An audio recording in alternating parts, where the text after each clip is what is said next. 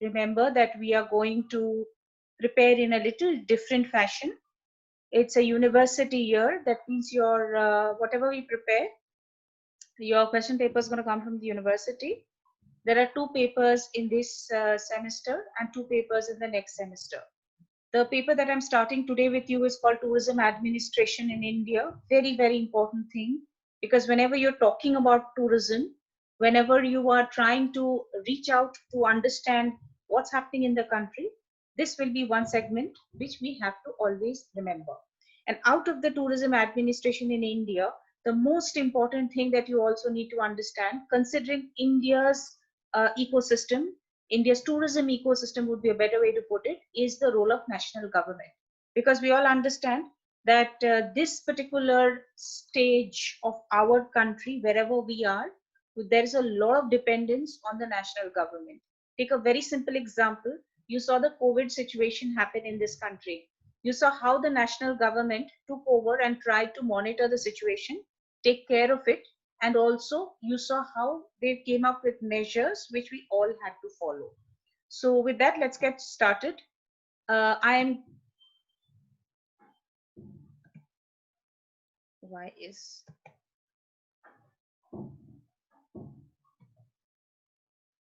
the first thing that we look into is the syllabus. Under this, there are two things that you have to do under the role of national government in tourism management.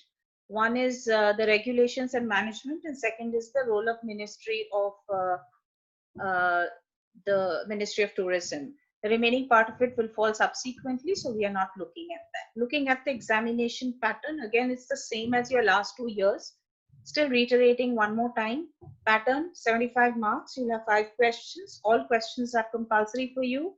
1, 2, 3, and 4 will be from the 4 specific units that we study.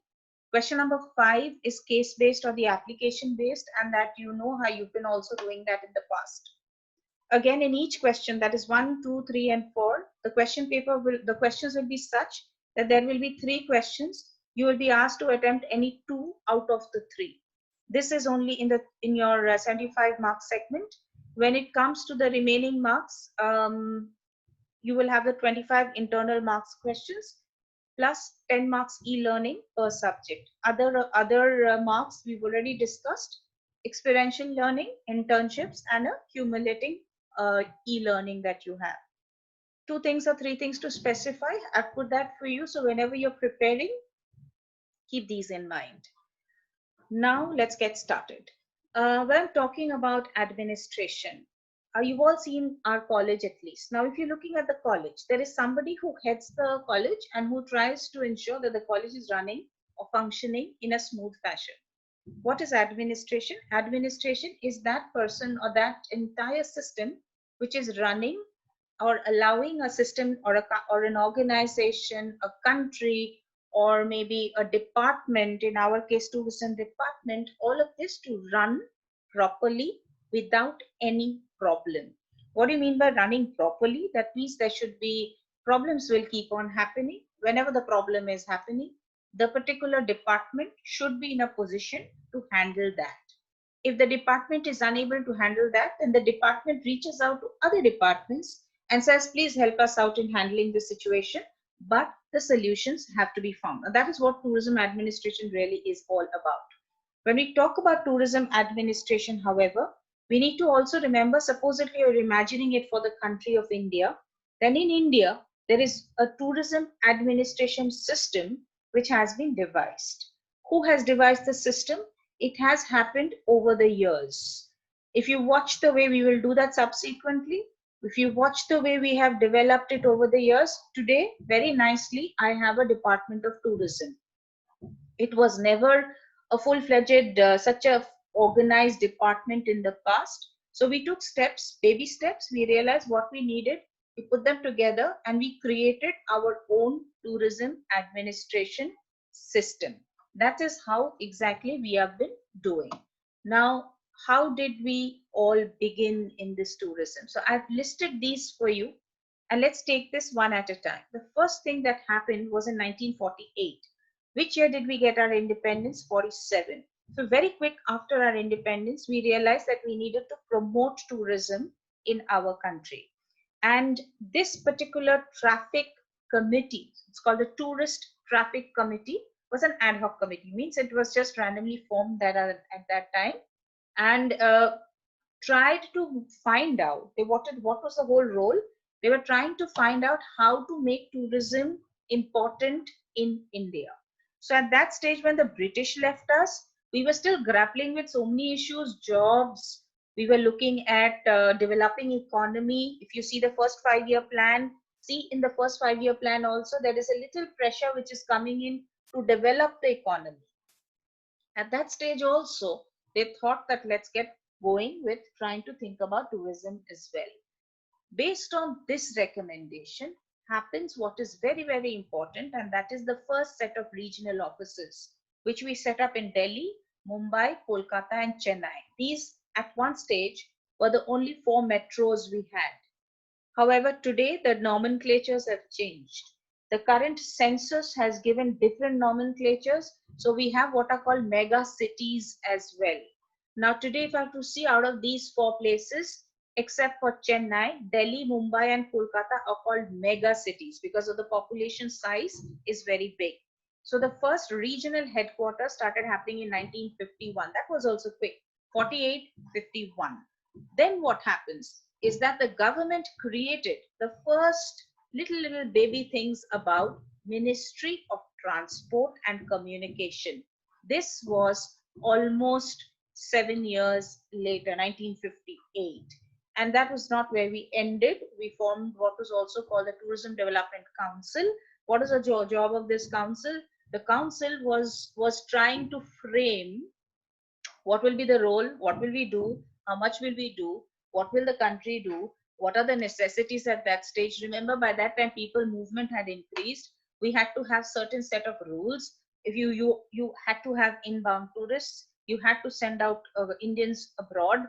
If someone was traveling abroad and was an Indian, how much money will he have? So it's called foreign regulations were set up. How much things could he bring? All that regulations were being devised. Then comes in 1966 what's called the Lakshmikant Jha Committee, and very important committee because this is the committee which suggested the Department of Tourism as it exists today. At that point in time, we had our late Prime Minister, Srimati Indira Gandhi. You've heard about her. She was a formidable person. She gave a lot of new things to the country, and she was the one who first deviated to create what was called Ministry of Tourism and Civil Aviation. Am I clear till here? If you could put it into the chat box, then I can take this forward. Anybody, anything, please put in the chat box. Till here, are we really clear about this? So we began in a very nice way, gradually from 1948 to 1966. And I think we are now today in a position where our tourism sector is a very, very important sector. Someone says he can't hear me. Can you all hear me? Do I get a chat message on that, please?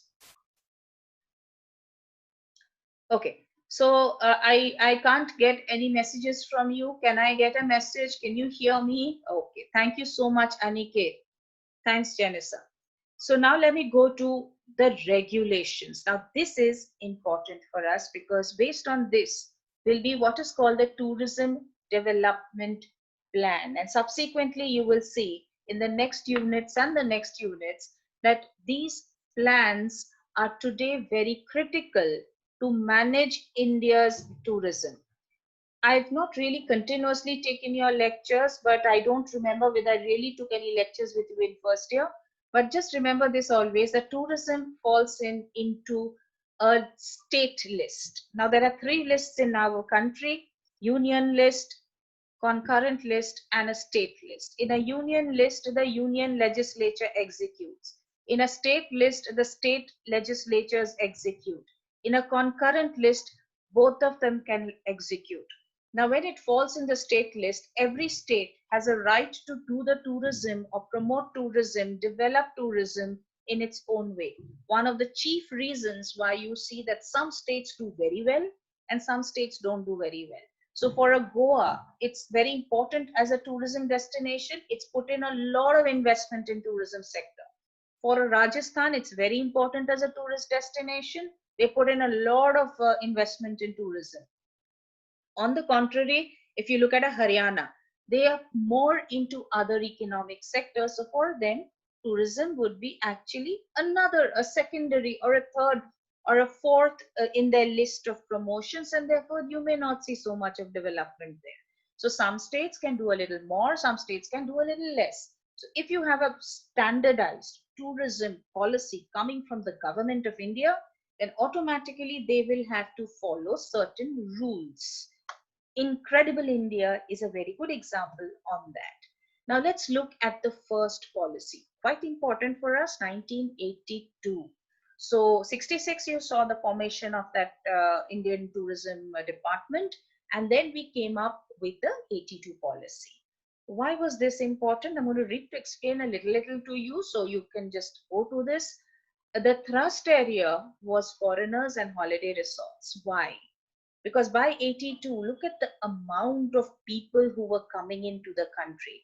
Indians were traveling abroad, people from abroad were coming inside. So inbound and outbound tourism both was increasing, and therefore we needed to have a policy which would ensure that we are going good, we are able to develop, we are able to position ourselves.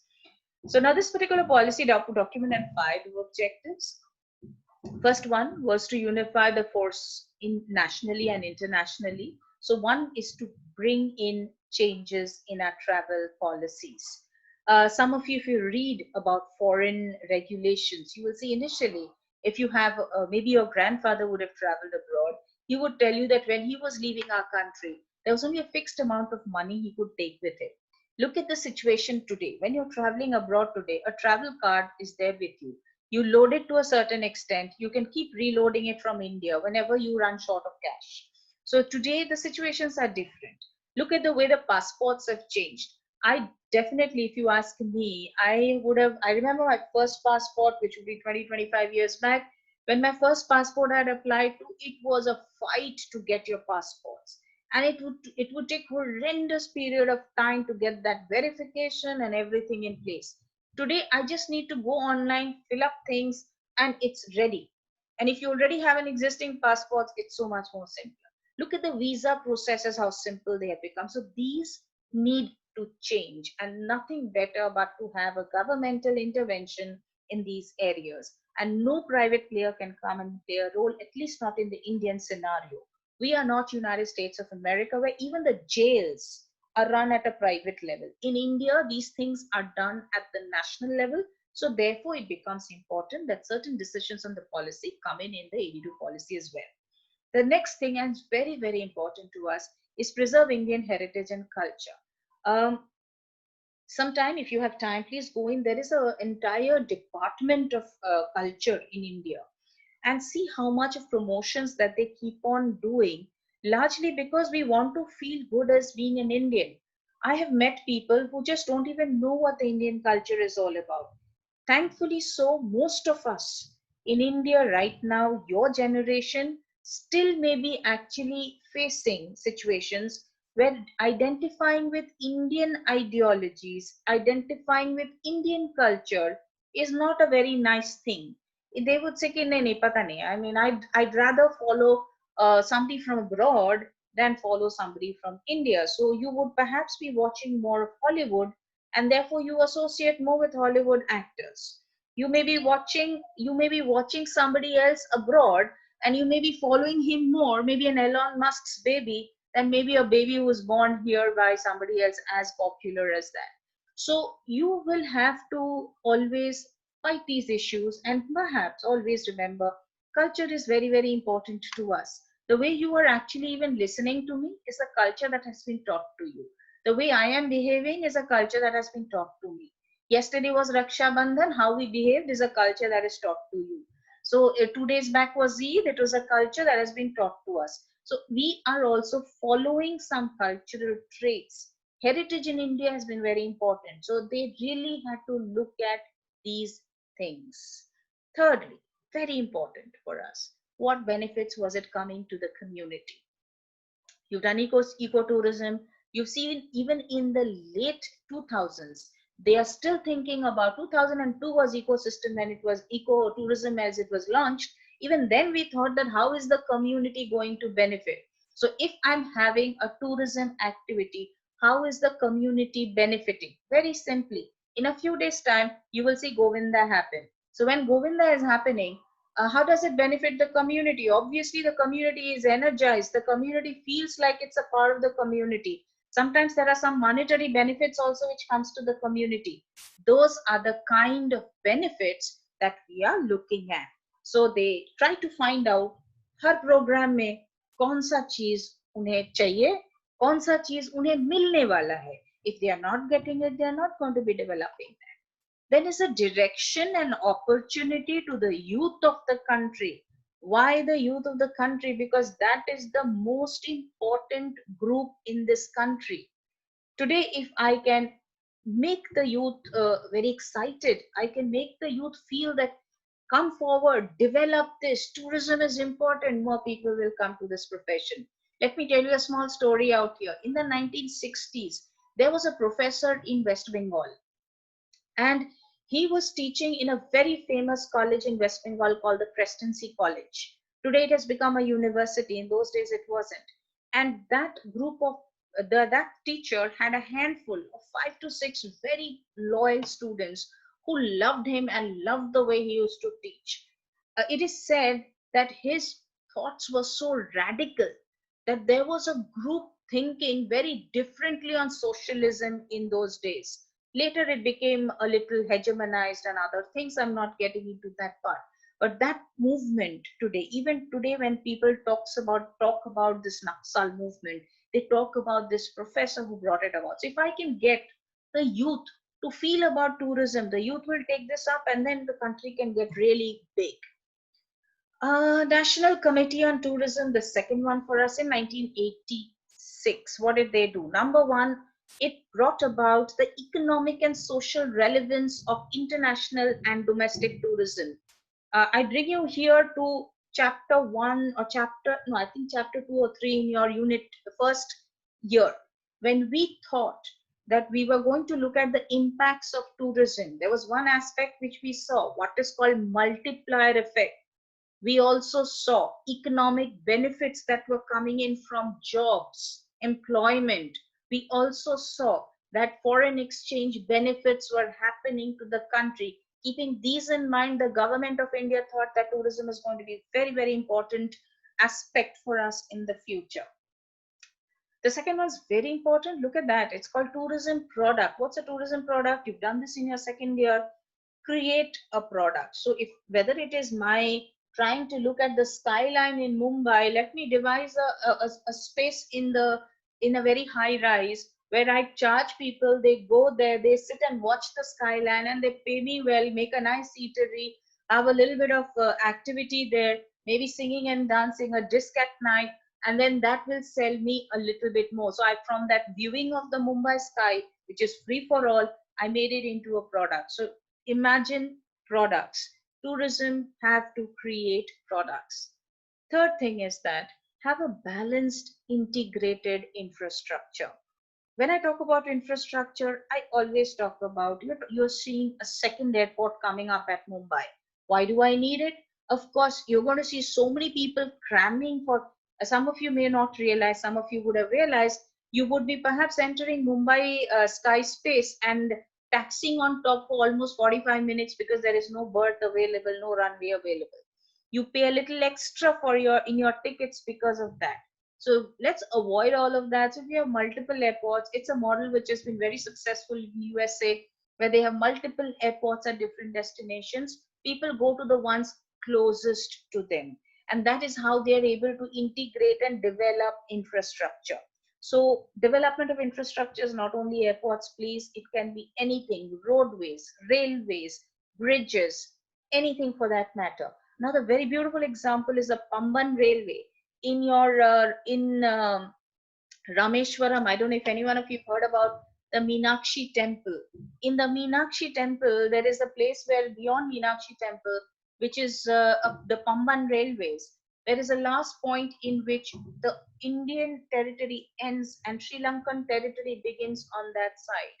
in the Park Strait region. So that is the area, if you see today, that has been developed as one of the best areas for a railway ride there, where you can be right into the sea.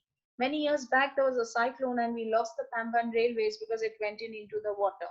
But again, it's one of the best places that I could develop as a tourism getaway. So infrastructure for as much as possible into all areas in all states, please, because that's been also a point of concern. Some states have very good infrastructure, some states don't have. If I want to travel to Goa, I get roadways, railways, airways, even waterways. If I want to travel to some other states, there may be just a railway line which takes me there. So similar things. Look at Rajasthan. Rajasthan has airways. Rajasthan's tourism in railways was suffering. Why? Because they had the meter gauge. That means chota railway tracks were set up to the interiors of Jaisalmer and the other places. Today they have made that into a broad gauge. So more people can travel to those destinations. That is infrastructure augmentation. So now let's look at the other things. Develop a planned market strategy. What is a strategy? Okay, so now I decide, now look at the strategy for COVID and you'll understand what we went through. First, we went into a lockdown. Now you're looking at an unlock strategy, is strategizing. So from 5th onwards, please don't go to the malls, but malls will open for you. Similarly, role of the central ministries. Now here, excuse me, the thing about India is that the person who's at the state will say, why should I listen to the central government?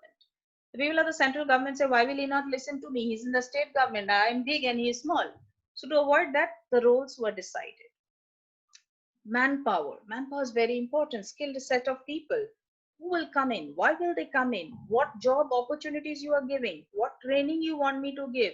Those have to be looked into. So if you know there are places, and I will recommend that to you also, please apply for IITTMs.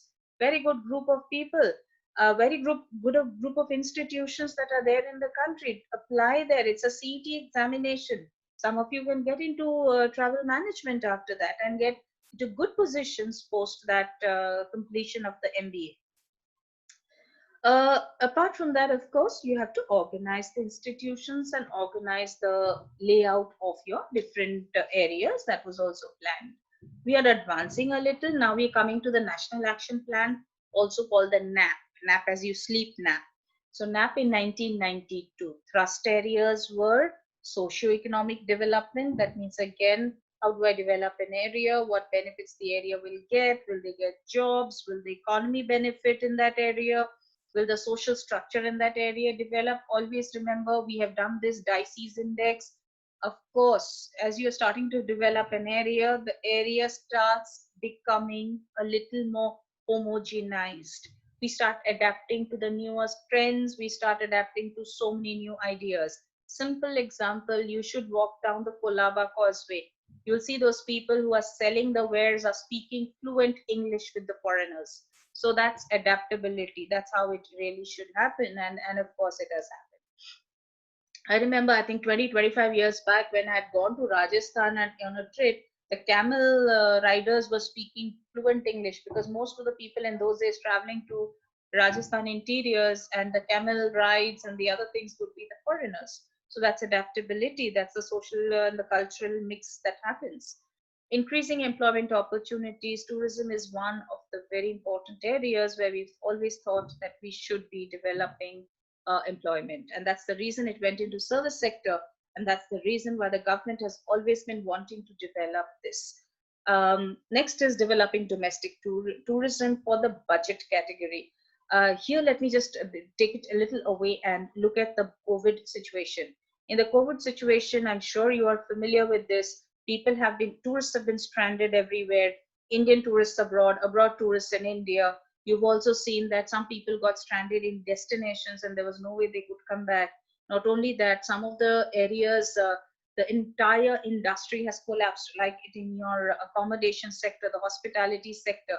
But what the hospitality people did was they opened out their hotels to all the staff who were trying to service or work for COVID patients. So they've opened it out to the doctors, some have opened it out to BMC workers. so they can stay there and take care of the people.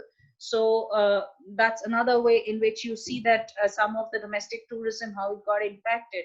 The number of footfalls of tourists, that means the entries of the tourists, have sharply fallen, and I don't see it recover so fast. Similarly, people wanting to go abroad, all tickets got cancelled. All the transportation sector was so severely hit. Cancellations, big number of cancellations in all segments. So all of this are things that you really need to worry about. Preservation of national heritage keeps coming back, and thank God they added environment. So yes, even environment and development of international tourism and foreign exchange earnings. We needed foreign exchange in the 1992. We opened up our economy at that stage. If you go, there is a huge boost to the Indian economy, and the real opening up happened. And that was a segment which has helped us in many ways, whether it was opening the skies, that means we had privatization in the airline sector, more aircrafts. The national carriers were not the only ones that were operating, so a lot of things happened post 1992. Diversification of the tourism product, that means if I have the Taj Mahal, let me just not open it up for viewing. I can have another program which is a little far away. Years back, Michael Jackson had come all the way to conduct a program with the Taj in the visibility. So a little far away, the program would be held, and the Taj would be in the vicinity, so people can dance to his music also, as well as watch the Taj. However, last minute the government was told to stop it by the Supreme Court, because Taj hi toot jata under Michael Jackson's music. So, and then last is increase India's share of tourism in world tourism. Remember, there is a big section of affluent people who are traveling abroad. Similarly, a lot of foreigners come to India too. They are called inbound tourists. So when you look at the inbound tourists, you will always remember that there are some destinations they have a favorite or they do go to. I'm going to give you one, and let me see you type it in quickly. If you can tell me destinations quite popular with the foreigners. I'm going to give you a way of one which none of you would have thought of: Banaras. Now you give me in your chat box, and we shall have to stop here because I think it's showing me that I'm going to run out of time in the next 7 minutes. So can you give me some names? I gave you Banaras, Rajasthan. Okay, thanks, Jennifer. Rajasthan. Remember that golden triangle in Rajasthan? Mumbai. Okay, Shweta, Mumbai से भी बाहर जाओ please. Kerala, fantastic. और कुछ? Goa, very good. और कुछ? Varanasi, Banaras, yes. Hampi, okay. Agra, ताज तो देखना ही है. Darjeeling, wow. Who's Ali? I don't know, but Ali को Darjeeling अच्छा लगा. Even I love Darjeeling. Puducherry, okay, Puducherry, Kashmir. Kashmir, nowadays do they go so much? Kedarnath, Bangalore, Assam, lovely.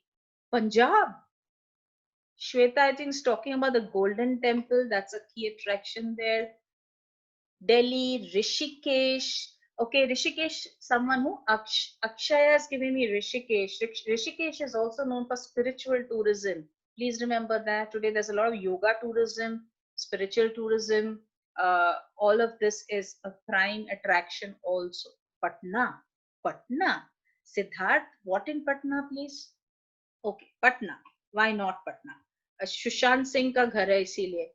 Sahil, Bali, Brahmtal. Okay, so I've got a few names. Let me move ahead.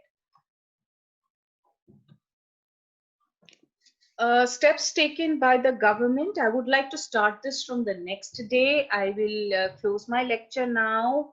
Can I? Okay, Siddharth, I accepted. I love Patna too, but accepted. We will.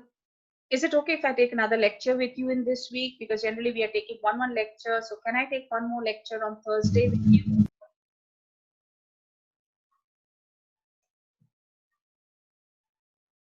I can take. Thank you so much. 2 yeses only, I'm taking it.